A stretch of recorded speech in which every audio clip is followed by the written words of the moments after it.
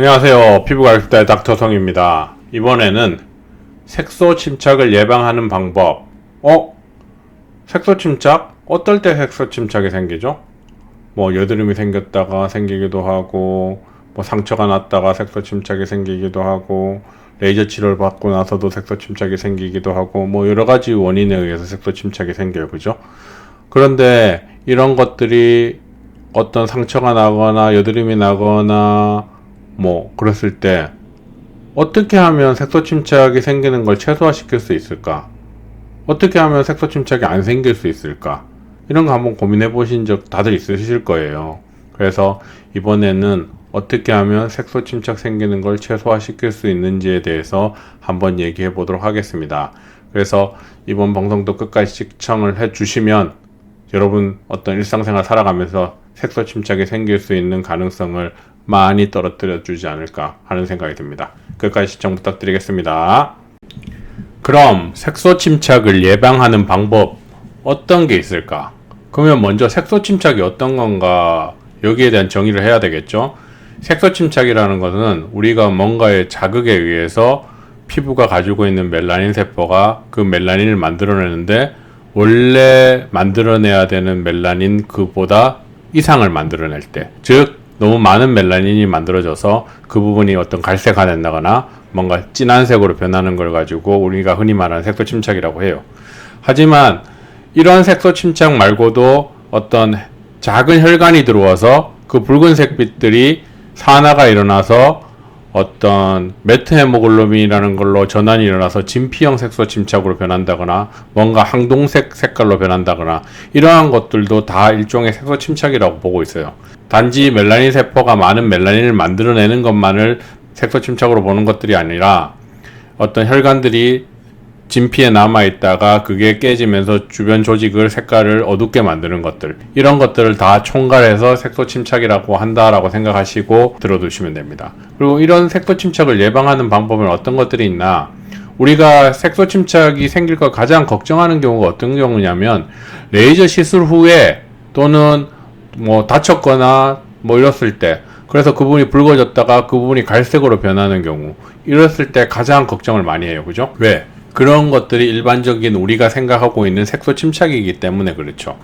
그래서 보통 여드름이 났을 때, 상처가 났을 때, 레이저 시술 후에 그랬다가 그 부분이 붉어진 부분이 오래 가서 갈색화 될 때, 이거 왜 안 빠질까? 시간이 지나도 색깔이 계속 유지되네?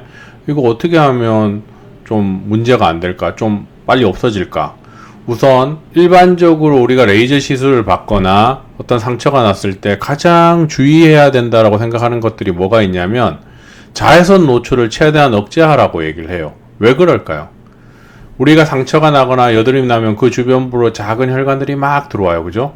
그러면 그 작은 혈관들이 거기에 남아있다가 없어지지 않고 약간 붉은빛을 가지고 있는 상태에서 자외선, 특히 UVA라고 하는 350나노미터, 이 밑에 그림을 보면 UVA라고 하는 350나노미터의 자외선은 옥시데이티브 데미지를 줘요. 즉 산화 데미지를 줘요. 이 말은 뭐냐면 헤모글로빈이 산화가 일어나면 메트 헤모글로빈이라고 하는 항동색, 약간 갈색 빛깔의 색깔로 전환이 일어나는데 이 녀석 때문에 그런 붉은빛의 혈관들이 갈색화되는 거예요. 그래서 자외선의 노출을 최대한 억제해라, 피해라 하는 것들이 우리가 흔히 말하는 색소 침착을 예방하는 첫 번째 방법으로 많이 언급을 해요. 그죠? 어느 병원을 가서도 자외선 조심하세요. 자외선 차단제를 꼼꼼히 바르세요. 햇빛에 노출 안 되도록 조심하세요. 이런 말을 얘기하는 걸 많이 들었을 거예요. 그죠? 우리가 일반적인 여드름이 났을 때, 상처가 났을 때 다 같은 어떤 맥락이라고 생각을 하시면 돼요. 아셨죠? 이거 굉장히 중요합니다. 그 다음에 이보다 먼저 더 중요한 게 뭐냐? 그런 빨간색 혈관들이 들어오는 거를 빨리 없어지게 해주면 될 거 아니냐? 아니면 그런 붉은 것들이 안 만들어지게 해주면 좋은 결과물이 나오지 않을까? 그건 당연한 거예요. 그런 빨간 것들이, 혈관들이 증식을 하거나 혈관들이 확장되거나 염증이 덧나거나 해서 붉은색 자국이 많이 남는 거를 막아주게 되면 당연히 어떻게 돼요? 이런 색소 침착이 생길 가능성을 막아주겠죠. 그러면 우리가 상처가 났을 때 그 빨간색 부분이 빨리 없어지도록 어떻게 해요? 항생제를 복용한다거나 또는 항생제 연고를 이용하고 때에 따라서는 염증이 심할 때는 스테로이드 연고를 일시적으로 사용할 때도 있어요. 우리가 레이저 시술을 하는 병원에서 스테로이드 연고를 쓰는 병원도 많은데 이는 뭐예요? 스테로이드 연고 자체가 혈관을 좀 작게 만들어주기 때문에 일시적으로 색소 침착을 막는데 실제 도움이 돼요.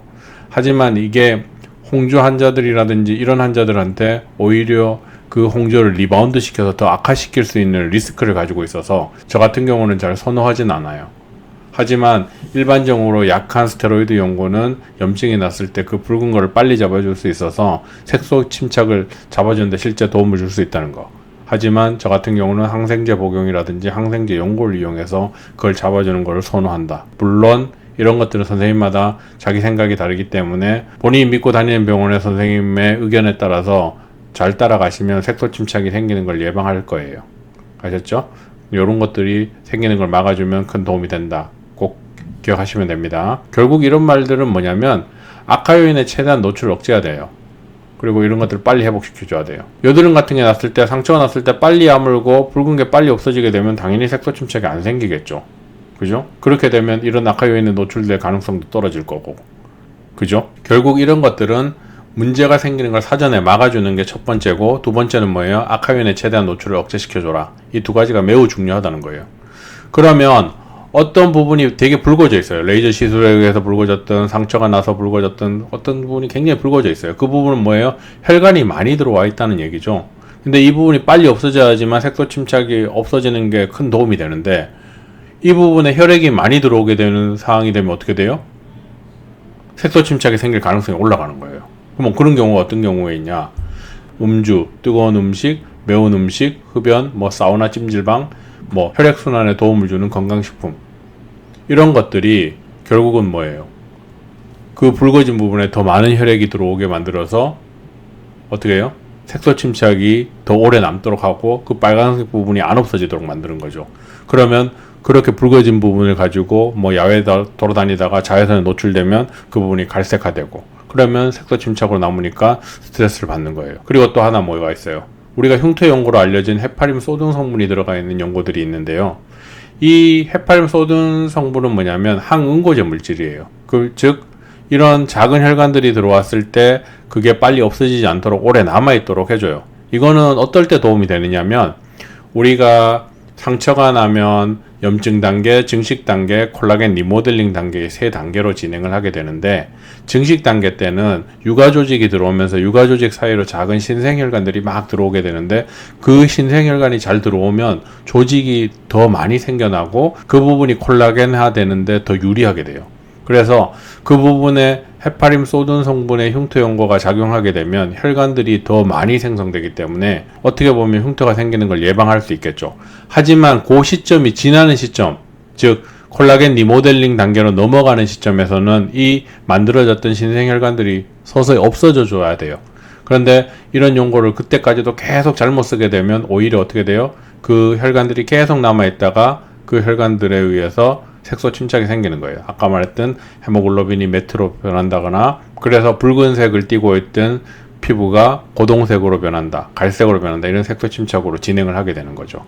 그래서 이런 것들을 그 시기에 맞게 적절히 잘 쓰면 굉장히 좋은 연고이지만, 그 시기에 어떤 흉터 예방에 적절하지 않은 시기에 사용하면 오히려 색소 침착을 만들 수도 있기 때문에 이런 것들은 그때그때 맞게 잘 사용해야지 좋은 결과를 만들 수가 있어요. 아시겠죠? 그래서 이번에는 우리가 일상생활을 하다가 여드름이 났을 때, 또는 상처가 났을 때, 아니면 레이저 시술을 받았을 때 어떻게 하면 색소 침착을 최대한 예방할 수 있는가에 대해서 언급을 해드렸어요. 많은 도움 되셨기를 바라고, 다음에는 더 유익한 정보를 가지고 찾아뵙도록 하겠습니다. 감사합니다.